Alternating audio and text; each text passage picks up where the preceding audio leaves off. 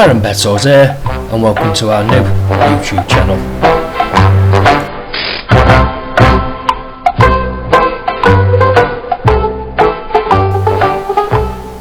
Now then, it's the Baron, and today we are going to summarise, review, predict, whatever you want to call it, the Fury Klitschko fight, November 28th, Germany. A few reasons why I'm looking forward to the fight is: one, he's British; two, I am a massive boxing fan, most people like yourselves if you're watching this; and three, if Fury can pull off a win out in Germany, Anthony Joshua's world title path will be dramatically changed by Eddie Hearn, obviously once Deontay Wilder's dealt with.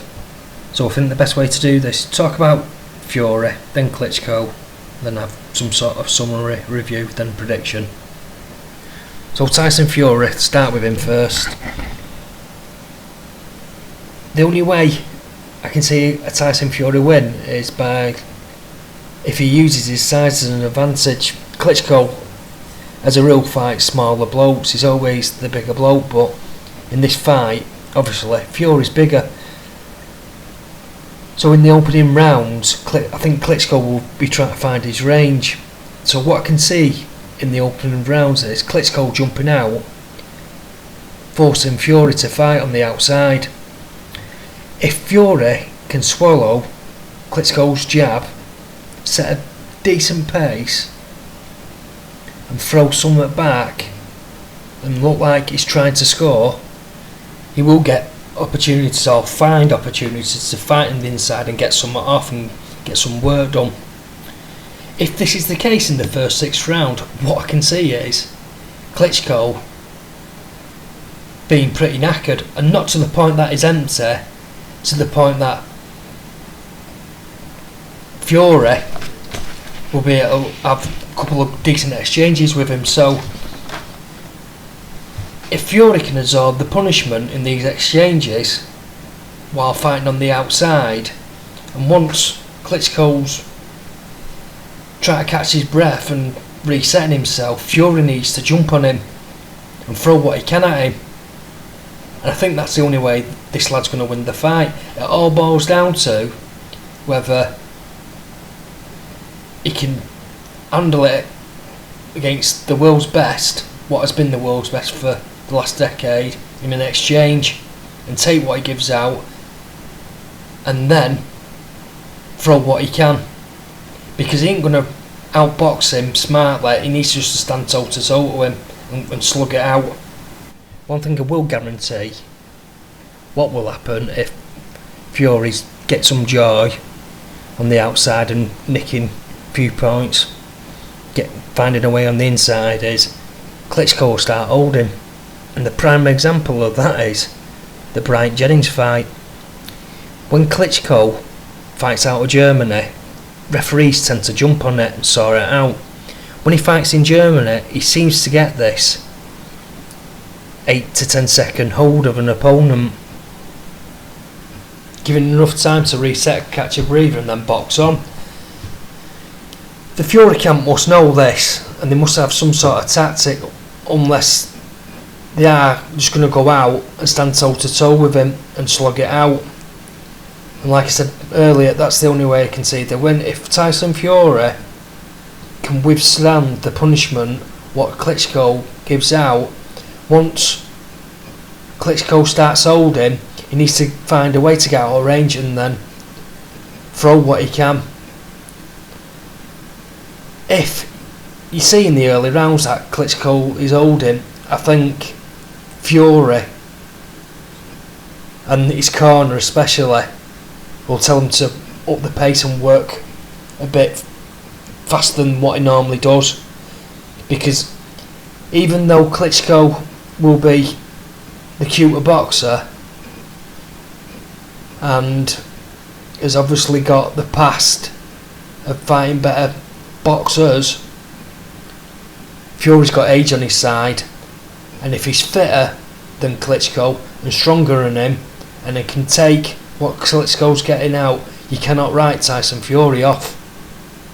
I suppose my final few points on Fury is there's been a lot of stuff said about his opposition he's fought in the past, and now he might have a bit of a chin. But Fury, even though he got dropped by Stephen Cunningham in that fight, he got up and won. And as to regards to his opposition, well, he's been messed around by the likes of your David Hayes, and he struggled to get in the ring with certain fighters, not being his fault, and he only can fight what's put up in front of him. And also to consider, Tyson Fury's got a 75% knockout rate, which isn't a bad ratio considering how many fights he's had. Again, you can say it's a lesser opponent, but he only can beat what's put in front of him. Last point before we move on to Klitschko is, in this fight, I think what's going to be to Fury's advantage is he ain't going to have to go looking for Klitschko. I think Klitschko, like I said earlier, is going to jump out and fight from the inside from the world go to find his range for one. So if you're a Tyson Fury fan, what you're hoping for is he's bigger and stronger than him, and he can take the punishment. Because if he can take what Fury throws at him, and he's got enough strength and determination to start throwing back, he's in with a shout, a massive shout. So let's move on to Klitschko. Klitschko, what can you say about him? The bloke has been awesome over the last decade. He's fought the best. He's, for a heavyweight, he's such a cute fighter. The only problem what I have with this fight with Fury is I noticed him really slowing down against Brian Jennings. He was holding, and Jennings was working his way quite early on in the fight in the inside and getting bits off him. I don't think he would have knocked Klitschko out or knocked him down, but I think he's at an age now, Klitschko, where if someone does stand toe to toe with him, is he going to think, oh, is this worth it? And that's what it boils down to, I think. Klitschko's the far better technical boxer, he's fought the better opponents, and he's got an 80% knockout ratio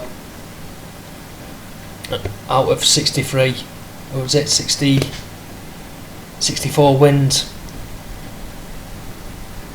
So it all boils down to whether Fury can suck it up in the opening rounds, and if he can, and you notice Klitschko holding from round 4 onwards, you know Fury's in with a shout, because I think he's going to struggle with Fury's size, especially if he's there in the later rounds. Right, we've got 2 selections we're going to offer up. In the first one, we're going to stick our neck out and go for a Tyson Fury win. It's currently 3-1, general that with most bookmakers. We're hoping Klitschko comes out, takes the inside, and we think Tyson Fury will be able to handle what he dishes out and throw something back to give Klitschko something to think about, and we think he'll eventually knock him out.